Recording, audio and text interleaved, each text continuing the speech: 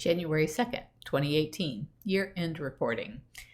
I spent the entire day gathering facts, figures, and screenshots for the 2017 annual report.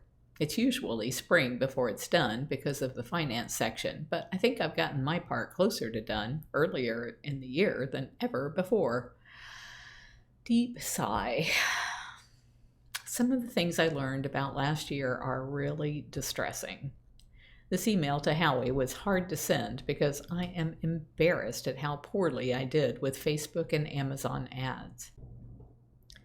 I spent most of the day going over ad spend in both Amazon and Facebook and comparing that to online sales in Shopify. Amazon only lets me go back 60 days, so I made a note to check every month and save it. The figures below don't include anything I spent on Amazon ads before November 1st, but I don't think it was much as I was just starting to dabble in it. The Facebook one isn't exactly on point because a lot of the ad spend was for things like voting contests or to promote a message, but I didn't try to sort it because sometimes those ads actually resulted in sales too. Overall, in both Facebook and Amazon, I lost money running ads. $81,891.65 were spent versus the profit.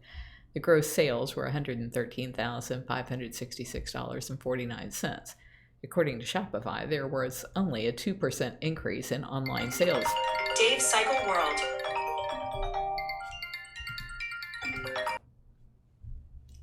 Overall, in both Facebook and Amazon, I lost money running ads.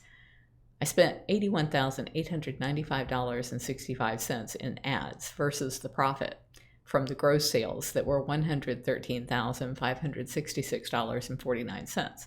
According to Shopify, there was only a 2% increase in online sales this year despite all of the ads.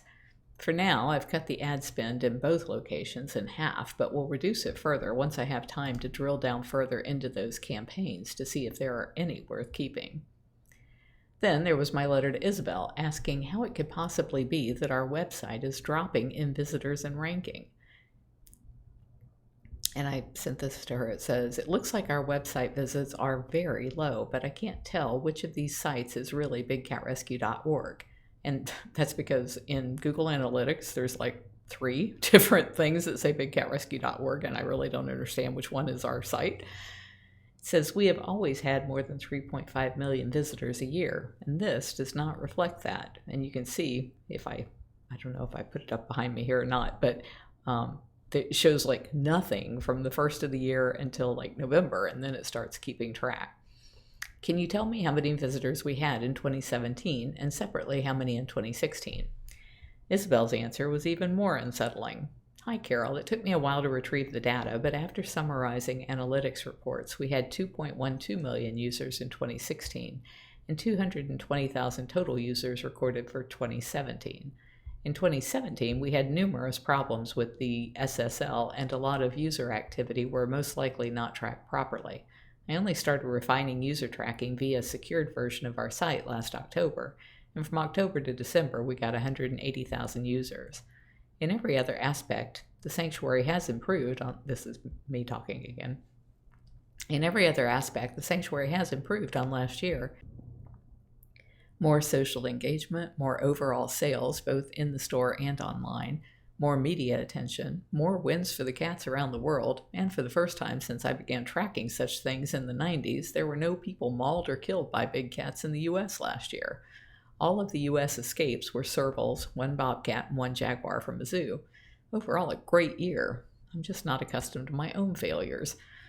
Later, I looked into Flywheel's backend, that's our host, to discover our website had over 4 million visitors, so I told Ysabel there just has to be an issue with the Google Analytics connection to the site. This is what she reported. "Hi, Carole. Further digging and cross-checking with our log files at Flywheel, and I noted that the following are the major reasons our Google Analytics figures were inconsistent with the raw data. Number 1, sometime in April when we were working on adding tags to our calls to action, you hired a media company to promote the Big Cat Public Safety Act.